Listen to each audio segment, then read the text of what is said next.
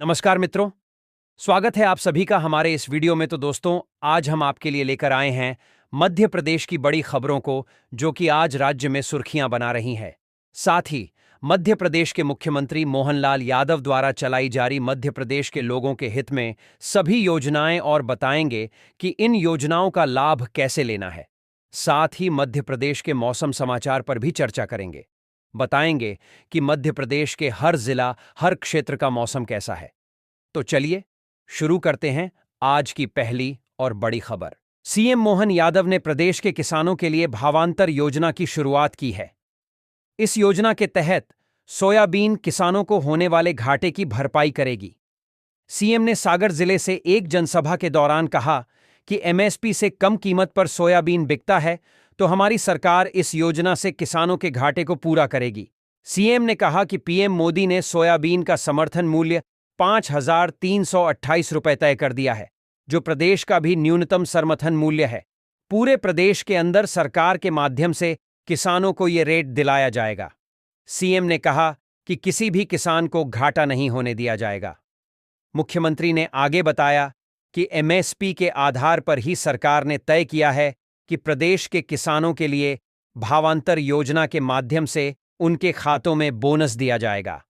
अगर उनकी सोयाबीन 5,000 रुपये में बिकती है तो 300 रुपये से ज्यादा बोनस दिया जाएगा। उन्होंने कहा कि किसान पहले की तरह फसल को मंडियों में बेचेंगे। अगर एमएसपी से कम कीमत पर सोयाबीन की फसल बिकती है तो किसानों को होने वाले घाटे की भरपाई भावांतर योजना के माध्यम से ही सरकार करेगी। फसल बेचने के दाम और न्यूनतम समर्थन मूल्य के अंतर की राशि सरकार किसानों के खाते में ट्रांसफर करेगी। इसके लिए जल्द ही पंजीयन प्रक्रिया भी शुरू कर दी जाएगी। वहीं अगर एमपी में सोयाबीन का फसल बारिश या किसी रोग के कारण खराब हुई है तो उन किसानों को मुआवजा भी दिया जाएगा। इसके लिए सभी क्षेत्रों में सोयाबीन की फसल क्षति का सर्वे कराया जा रहा है। उन्होंने कहा कि सर्वे के तुरंत बाद किसानों को सोयाबीन की खराब फसल के नुकसान का मुआवजा दिया जाएगा।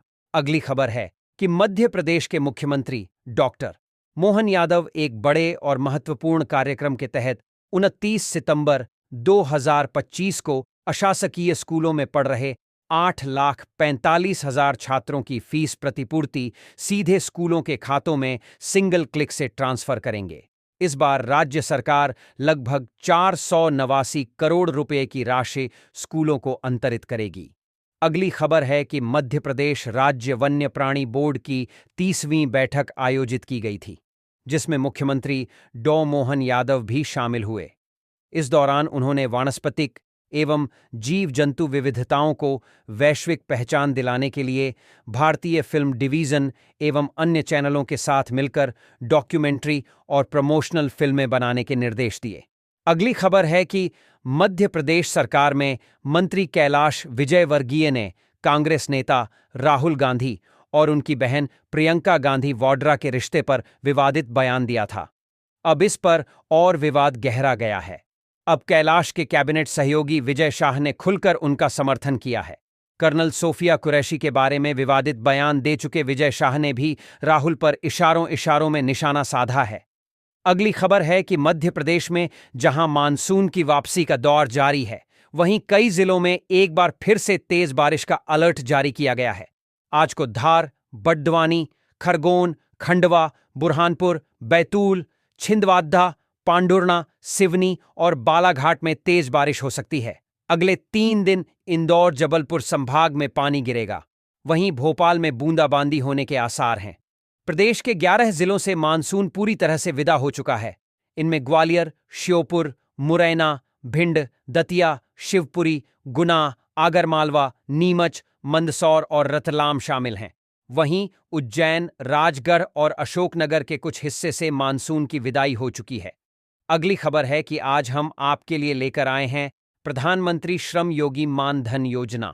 यह योजना असंगठित क्षेत्र के मजदूरों और छोटे कामगारों को वृद्धावस्था में पेंशन सुविधा देने के लिए शुरू की गई है। इसके अंतर्गत 18 से 40 वर्ष आयु के मजदूर हर महीने 55 रुपये से लेकर 200 रुपये तक का अंशदान करते हैं और 60 साल की आयु पूरी होने के बाद उन्हें हर महीने 3,000 रुपये की पेंशन दी जाती है। इस योजना का उद्देश्य है कि मजदूर वर्ग रिटायरमेंट के बाद भी सम्मानजनक जीवन जी सके और उनकी आय का साधन बना रहे। सरकार भी इस योजना में बराबर की राशि जमा करती है और सीधे पेंशन खाते में पैसा भेजती है। यदि आप अभी तक इस योजना से नहीं जुड़े हैं, तो आपको अपने नज़दीकी कॉमन सर्विस सेंटर में जाकर आवेदन करना है। एक बार रजिस्ट्रेशन हो गया, तो 60 साल के बाद आपको हर महीने पेंशन मिलती रहेगी। और अगर आप चाहते हैं कि मैं इस योजना की पूरी जानकारी आपको दूं, तो कमेंट में श्रम योगी लिखकर बताइए, सारी जानकारी मिल जाएगी। अगली खबर है कि आज हम आपके लिए लेकर आए हैं लखपति दीदी योजना। यह योजना ग्रामीण महिलाओं को आत्मनिर्भर बनाने और उन्हें स्वरोजगार से जोड़ने के लिए शुरू की गई है। इसके अंतर्गत स्वयं सहायता समूह से जुड़ी महिलाएं छोटे छोटे व्यवसाय जैसे डेयरी, बकरी पालन, कुक्कुट पालन, सब्जी उत्पादन और अन्य कार्य करके सालाना 1 लाख रुपए तक की आय कर सकती हैं। इस योजना का उद्देश्य है कि ग्रामीण महिलाएं आत्मनिर्भर बनें, अपने परिवार की आय में सहयोग करें और सम्मानजनक जीवन जी सकें। सरकार इसके लिए प्रशिक्षण, आरण और तकनीकी सहयोग उपलब्ध कराती है। यदि आप अभी तक इस योजना से नहीं जुड़े हैं, तो आपको अपने गांव के स्वयं सहायता समूह या नज़दीकी पंचायत कार्यालय से जुड़ना है। एक बार समूह में शामिल हो गए तो आपको इस योजना का लाभ स्वतः मिलने लगेगा। और अगर आप चाहते हैं कि मैं इस योजना की पूरी जानकारी आपको दूं, तो कमेंट में लखपति दीदी लिखकर बताइए, सारी जानकारी आपके हाथों दे दी जाएगी। अगली खबर है कि आज मध्य प्रदेश मोहन यादव ने आपके लिए लेकर आए हैं बेटी बचाओ, बेटी पढ़ाओ योजना।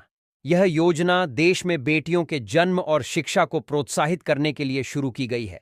इसके अंतर्गत सरकार समाज में बेटियों के महत्व को बढ़ावा देती है और उन्हें पढ़ाई लिखाई के लिए विशेष सहयोग देती है। इस योजना का उद्देश्य है कि हर बेटी को बराबरी का अधिकार मिले, उनका लिंगानुपात सुधरे और वे समाज में सम्मानजनक स्थान पा सकें। सरकार इसके लिए जागरूकता अभियान चलाती है और शिक्षा में सहायता उपलब्ध कराती है। यदि आप अभी तक इस योजना से नहीं जुड़े हैं, तो आपको अपने नज़दीकी आंगनबाड़ी केंद्र, विद्यालय या पंचायत से जानकारी लेकर योजना का लाभ उठाना है। एक बार नाम जुड़ गया, तो आपकी बेटी को शिक्षा और अन्य सुविधाओं में सहयोग मिलता रहेगा। और अगर आप चाहते हैं कि मैं इस योजना की पूरी जानकारी आपको दूं, तो कमेंट में बेटी बचाओ लिखकर बताइए, सारी जानकारी आपके हाथों दे दी जाएगी। अगली खबर है कि आज मध्य प्रदेश सरकार ने आपके लिए लेकर आए हैं स्टैंड अप इंडिया योजना। यह योजना देश के दलित, आदिवासी और महिलाओं को व्यवसाय शुरू करने में सहयोग देने के लिए शुरू की गई है। इसके अंतर्गत पात्र लोगों को 10 लाख रुपए से लेकर 1 करोड़ रुपए तक का लोन उपलब्ध कराया जाता है, ताकि वे छोटे या मध्यम उद्योग शुरू कर सकें। इस योजना का उद्देश्य है कि समाज के हर वर्ग को बराबरी का अवसर मिले और महिलाएं तथा पिछड़े वर्ग आर्थिक रूप से सशक्त बने। सरकार इस योजना के तहत लोन की गारंटी और तकनीकी सहयोग भी देती है। यदि आप अभी तक इस योजना से नहीं जुड़े हैं, तो आपको अपने नज़दीकी बैंक शाखा में जाकर आवेदन करना है। एक बार आवेदन स्वीकृत हो गया, तो आपको लोन मिल जाएगा और आप अपना व्यवसाय शुरू कर सकेंगे। और अगर आप चाहते हैं कि मैं इस योजना की पूरी जानकारी आपको दूं, तो कमेंट में स्टैंड अप इंडिया लिखकर बताइए, सारी जानकारी आपके हाथों दे दी जाएगी। अगली खबर है कि आज मध्य प्रदेश सरकार ने आपके लिए लेकर आए हैं मनरेगा योजना। यह योजना ग्रामीण क्षेत्रों में रहने वाले परिवारों को रोजगार उपलब्ध कराने के लिए शुरू की गई है। इसके अंतर्गत प्रत्येक ग्रामीण परिवार को हर साल कम से कम 100 दिन का रोजगार सुनिश्चित किया जाता है, ताकि वे अपने जीवन यापन के लिए पर्याप्त आय कमा सकें।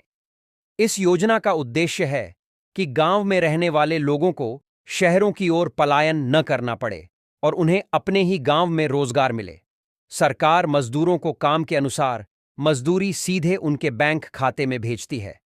यदि आप अभी तक इस योजना से नहीं जुड़े हैं, तो आपको अपने नज़दीकी पंचायत कार्यालय या ग्राम रोजगार सेवक से संपर्क करना है। एक बार नाम दर्ज हो गया, तो आपको गांव में ही काम और मजदूरी मिलती रहेगी। और अगर आप चाहते हैं कि मैं इस योजना की पूरी जानकारी आपको दूं, तो कमेंट में मनरेगा लिखकर बताइए, सारी जानकारी आपके हाथों दे दी जाएगी।